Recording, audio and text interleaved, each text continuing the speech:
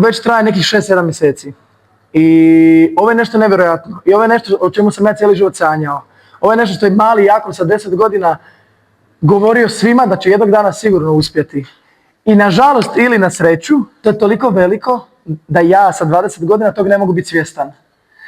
I onda mi se dogode trenuci poput ovog večeras, gdje na tren, kad pogledam samo publiku, ja se srušim cijeli, cijelo tijelo mi samo se pusti njima. I ja ne znam kako drugačije reagirati i baš me zakopala u zemlju makedonska publika.